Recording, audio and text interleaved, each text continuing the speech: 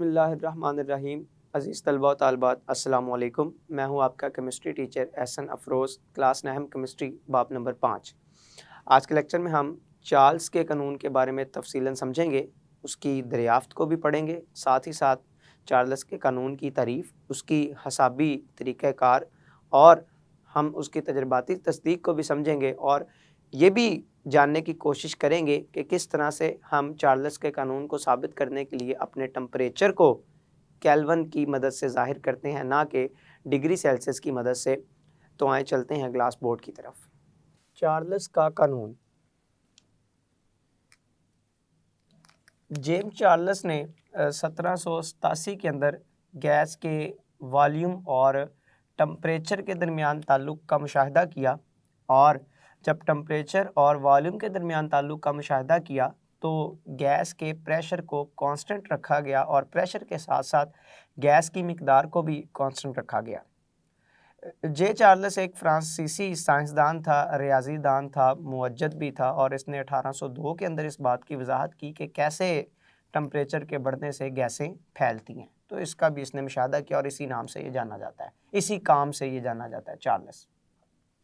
तो सबसे पहले चार्ल्स के कानून की अगर हम दरियाफ्त की बात करें कि कब दरियाफ्त की गई इसकी, कब इसने ये कानून अपना पेश किया,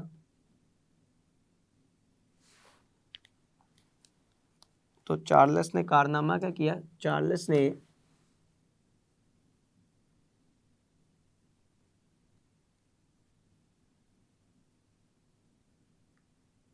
गैस के टेम्परेचर और वॉल्यूम के दरमियान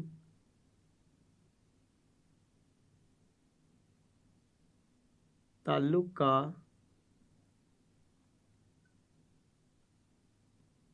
मुशाहिदा किया।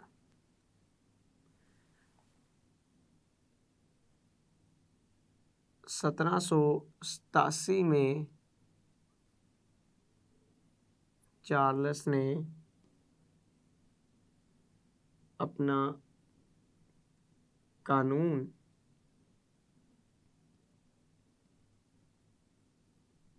पेश किया 1787 के अंदर। देखते हैं कि इसने अपने कानून के तहत किस तरह से गैसों की वजाहत की। तारीफ लिखते हैं इसने क्या कहा। तो चार्ल्स का कहना यह था, जे चार्ल्स का कहना यह था,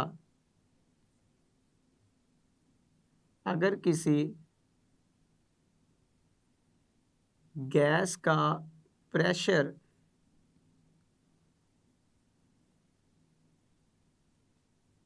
कांस्टेंट रखा जाए तो दी गई मास के दिए गए मास के गैस का वॉल्यूम और टेम्परेचर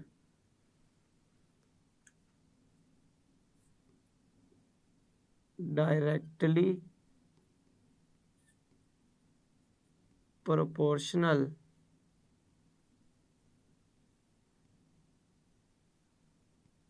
होते हैं।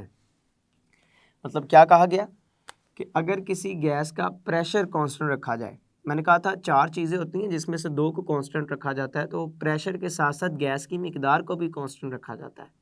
तो जब हम गैस की मिकदार और प्रेशर को कांस्टेंट कर देंगे तो वॉल्यूम और टेम्परेचर एक दूसरे के डायरेक्टली प्रोपोर्शनल होंगे। अब डायरेक्टली प्रोपोर्शनल होने से क्या मुराद है?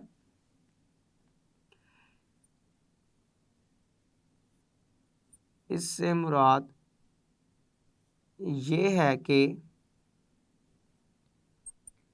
गैस का टेम्परेचर बढ़ने से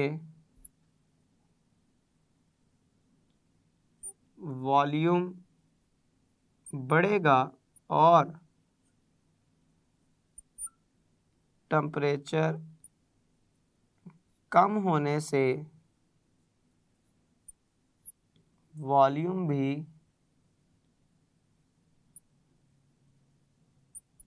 कम होगा। ये डायरेक्टली प्रोपोर्शनल का मतलब है एक चीज़ बढ़ेगी तो दूसरी भी उसकी मुनासबत से बढ़ेगी, अगर एक चीज़ कम होगी तो दूसरी भी उसकी मुनासबत से कम होगी। अगर मैं इस तारीफ के मुताबिक चार्ल्स के कानून की हिसाबी शक्ल लिखूं तो हिसाबी तरीक़ा से कुछ इस तरह से इजहार किया जा सकता है कि किसी भी गैस का वॉल्यूम और टेम्परेचर एक दूसरे के डायरेक्टली प्रोपोर्शनल होंगे। मतलब वॉल्यूम को मैं V से ज़ाहिर कर रहा हूँ, टेम्परेचर को T से ज़ाहिर कर रहा हूँ, ये एक दूसरे के डायरेक्टली प्रोपोर्शनल होंगे। अगर मैं प्रोपोर्शनलिटी साइन को ख़त्म करता हूँ तो K कांस्टेंट आएगा, तो मैं लिखूँगा V बराबर है KT के। यहाँ पर K किसको ज़ाहिर कर रहा है? K बराबर है किसके? प्रोपोर्शनैलिटी कांस्टेंट के। और अगर यहाँ से मैं K की वैल्यू मालूम करना चाहता हूँ तो K को एक जानिब रहने दें और टेम्परेचर हिसाबी फार्मूले के मुताबिक दूसरी तरफ जाकर तकसीम हो जाएगा वॉल्यूम के साथ, तो मेरे पास वॉल्यूम और टेम्परेचर की ये जो निस्बत है ये हमेशा किसके बराबर होगी? एक कांस्टेंट नंबर के बराबर होगी। अगर मैं क्या करूँगा, प्रेशर को और गैस की मिकदार को क्या रखूँगा? कांस्टेंट। मतलब वॉल्यूम तब टेम्परेचर के डायरेक्टली प्रोपोर्शनल होगा जब प्रेशर और गैस की मिकदार मोल्स में क्या होंगे? कांस्टेंट होंगे।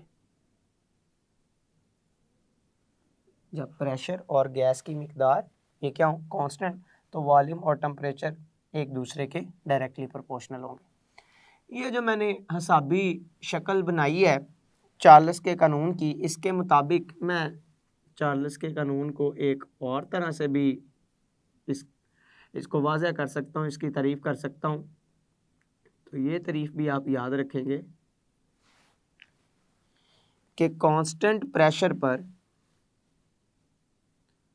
कांस्टेंट, ये तारीफ़ इस ताल्लुक़ की मदद से, इस मसावात की मदद से बना रहा हूँ। कांस्टेंट प्रेशर पर किसी भी गैस के वॉल्यूम और टेम्परेचर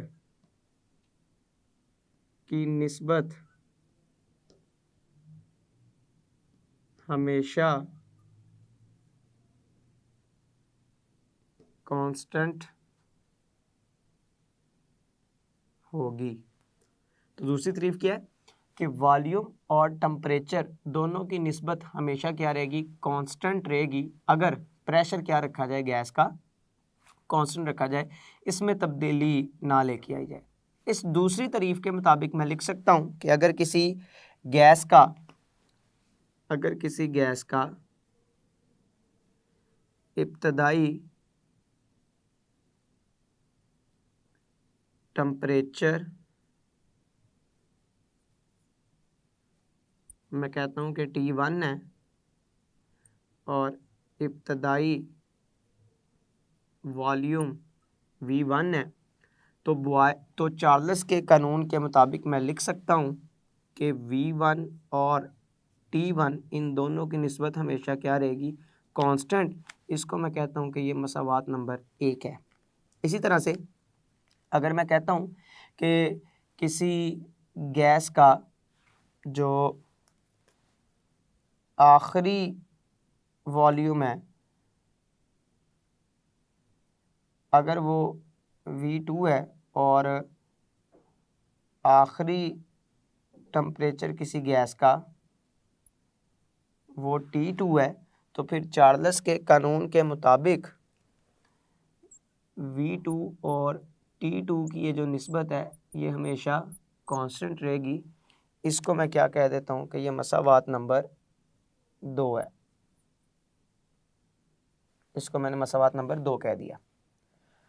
अगर आप मसावात 1 और मसावात 2 दोनों का मुवाजना करें,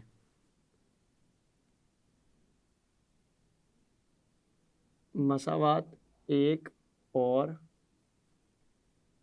2 का मुवाजना करने से तो आप क्या कह सकते हैं? आप कह सकते हैं कि हसाबी फार्मूले के मुताबिक अगर किसी दो मसावातों की एक जानिब एक जैसी हो तो दूसरी जानिबें भी उनकी आपस में एक जैसी होती हैं। तो अगर इसकी दाएं जानिब के है, इसकी भी दाएं जानिब के है, मतलब दोनों एक जैसी हैं, तो इनकी बाएं जानिब जो होगी मतलब V1 और T1 की निस्बत और V2 और T2 की निस्बत ये भी आपस में क्या होनी चाहिए? एक जैसी होनी चाहिए। तो मैं लिखूँगा कि मुवाजना करने के बाद V1 और T1 की ये जो निस्बत है ये V2 और T2 की निस्बत के क्या आएगी? बराबर आएगी। तो ये भी चार्ल्स के कानून की एक हिसाबी शक्ल है। यहाँ पर आपको 4 वैल्यू नज़र आ रही हैं, एक इब्तदाई वॉल्यूम, एक आखिरी वॉल्यूम, एक इब्तदाई टेम्परेचर और एक आखिरी टेम्परेचर। अगर आप किसी गैस के ऊपर तजर्बा कर रहे हैं, तजर्बा करते हुए इन 4 में से कोई 3 वैल्यू आपको मालूम है तो चौथी आप आसानी से मालूम भी कर सकते हैं इस ताल्लुक़ को इस्तेमाल करते हुए।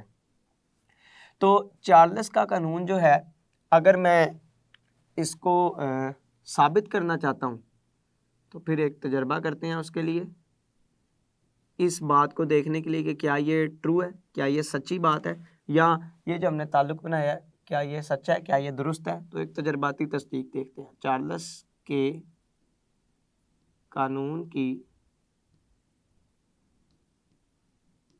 तजर्बाती तस्दीक, उसके लिए आप क्या करें?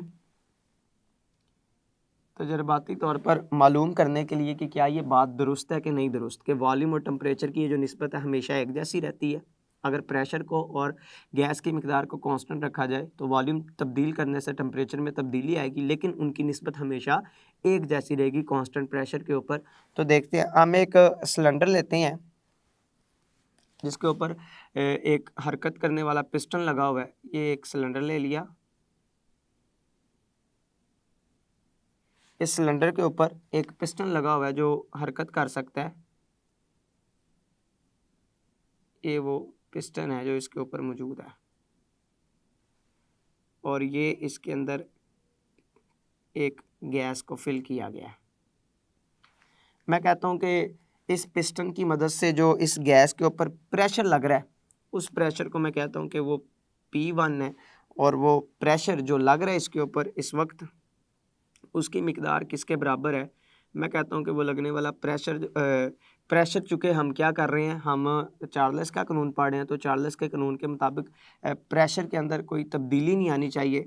तो प्रेशर जो है वो यहाँ पर जितना भी होगा, सिलेंडर में आने वाली तब्दीली के बाद भी प्रेशर की मिकदार वही रहेगी। तो प्रेशर को मैं मुकम्मल तौर पर कह देता हूँ कि प्रेशर क्या है? ये कांस्टेंट है, इसमें किसी किस्म की कोई तब्दीली नहीं आएगी। प्रेशर कांस्टेंट है, ये तब्दील नहीं हो रहा पूरे तजर्बे के दौरान। खैर, ये एक सिलेंडर लिया, इसमें ये जो टेम्परेचर रखा गया, जिस टेम्परेचर के ऊपर हम ये काम करने लगे हैं सिलेंडर को, वो टेम्परेचर की मिकदार मैंने रखी कितनी? मैं ले रहा हूँ टेम्परेचर की उस मिकदार को 25 डिग्री सेल्सियस पर, और गैस ने अंदर ये जो वॉल्यूम जगह घेरी हुई है, मैं ये वॉल्यूम की मिकदार कहता हूँ। ये टेम्परेचर T1 है, ये वॉल्यूम V1 है। अभी तजर्बा शुरू करने लगे हैं। मैं कहता हूँ अंदर जो गैस ने वॉल्यूम अंदर घेरा हुआ है, जो जगह घेरी हुई है, वो कितनी घेरी हुई है? आप फ़र्ज़ कर लें कि वो 50 सेंटीमीटर क्यूब की जगह घेरी हुई है, और टेम्परेचर इस वक्त कितना है? 25 डिग्री सेल्सियस टेम्परेचर है। मैं क्या करता हूँ, मैं इस सिलेंडर को टेम्परेचर इस सिलेंडर का बढ़ाना शुरू करता हूँ, इसको गर्म करना शुरू करता हूँ। गर्म करने के लिए मैं क्या किया, मैंने सिलेंडर को उठाया और उठाकर एक बर्नर के ऊपर रख दिया। ये वही सिलेंडर जिसके अंदर गैस को भरा हुआ था, इसको मैंने किसके ऊपर रख दिया? ये एक ट्राईपोड स्टैंड है, उस स्टैंड के नीचे हमने क्या लगाया? एक बर्नर लगाया,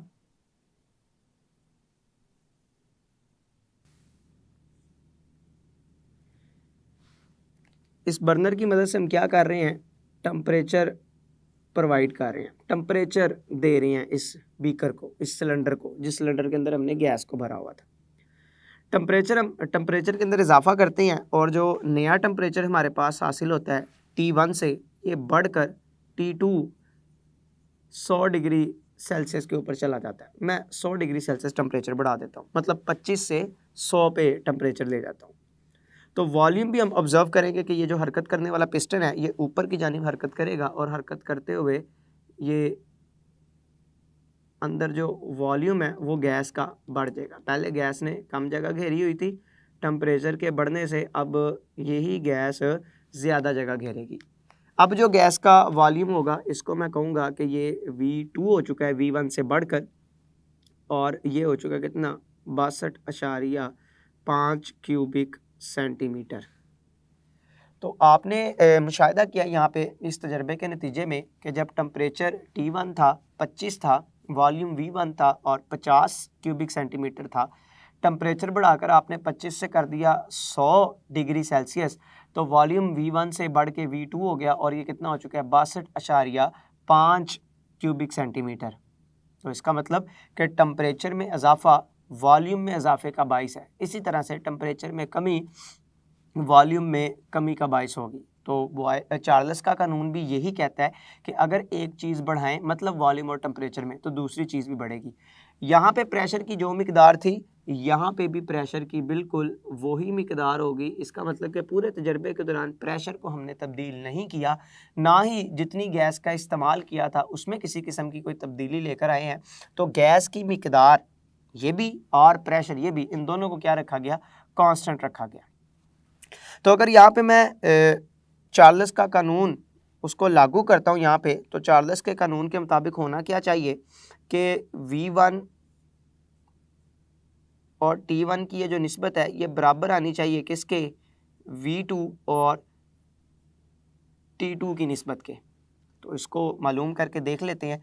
एक बात यहाँ पे याद रखने वाली है कि जब भी आप इस तरह से किसी न्यूमेरिकल को हल करने की कोशिश करेंगे या इस तरह की किसी वैल्यू को हल करने की कोशिश करेंगे, तो याद रखेंगे कि जो टेम्परेचर है इसको हम डिग्री सेल्सियस से तब्दील कर लेंगे किसके अंदर, एब्सोल्यूट केल्विन स्केल के ऊपर।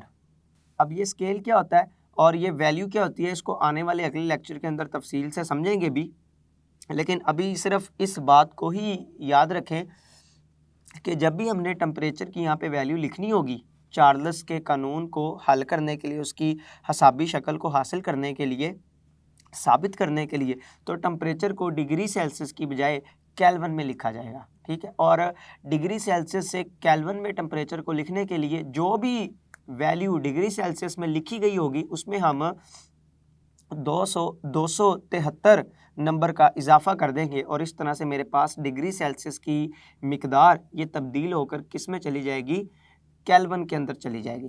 तो खैर इसको करके देखते हैं यहाँ पे। तो V1 और T1, तो V1 हमारे पास कितना था, ये था 50 क्यूबिक सेंटीमीटर, जबकि T1 कितना था, ये 25 था, और ये 25 किस में था, ये डिग्री सेल्सियस के अंदर मौजूद था। मैंने कहा कि हम इसको तब्दील कर लेंगे किसके अंदर, केल्विन के अंदर। तो 25 को केल्विन में तब्दील करने के लिए 25 में 273 जमा कर देंगे तो ये केल्विन के अंदर तब्दील हो जाएगा। तो टेम्परेचर को आपने केल्विन में लेना है, सेल्सियस के अंदर नहीं लेना। खैर इसी तरह से V2 हमारे पास कितना है, 62.5 क्यूबिक सेंटीमीटर, जबकि T2 कितना है, 100 डिग्री सेल्सियस, और हमने टेम्परेचर को केल्विन में लेना है। तो जो भी डिग्री सेल्सियस में मिकदार हमें दी गई होगी उसमें हम 273 जमा कर देंगे। तो अब हम इसको मज़ीद हल करेंगे, तो हल करने से ये हमारे पास 25 और 273 ये हमारे पास कितना बन जाएगा, 298, और ये मेरे पास कितना बन जाएगा, 62.5 तकसीम 373। अब जब मैं इन दोनों को यहाँ पे हल करूँगा इसकी निस्बत लूँगा, इसकी निस्बत लूँगा, तो दोनों आपस में क्या निकलेंगी, बराबर। दोनों की मिकदार क्या आएगी, एक जैसी। आप दोनों की निस्बत मालूम करके देख लें, दोनों का जवाब हमेशा एक जैसा ही आएगा। तो इससे ये बात साबित होती है कि वाकई ही वॉल्यूम और टेम्परेचर दोनों के दरमियान में ताल्लुक क्या होता है, डायरेक्ट ताल्लुक होता है, डायरेक्टली प्रोपोर्शनल होते हैं। एक चीज़ के बढ़ने से दूसरी बढ़ती है, दूसरे के कम होने से पहली भी कम हो जाती है। यहाँ पे हमने क्यों केल्विन स्केल में वैल्यू ली है, हमने सेल्सियस का इस्तेमाल क्यों नहीं किया, ये केल्विन स्केल क्या होता है, इसको आगे आने वाले लेक्चर में तफसील से समझेंगे। अज़ीज़ तलबा तालबात, आपने तफसीली समझा चार्ल्स के कानून के हवाले से कि किसी भी गैस के टेम्परेचर और वॉल्यूम के ताल्लुक को कांस्टेंट प्रेशर और कांस्टेंट गैस की मिकदार रखते हुए कैसे समझा जा सकता है। मैं उम्मीद करता हूँ आज का लेक्चर आपको बखूबी समझ आया होगा, आप इसको अच्छी तरह से तैयार करेंगे। अल्लाह आपका हामी और नासिर है। अस्सलाम वालेकुम।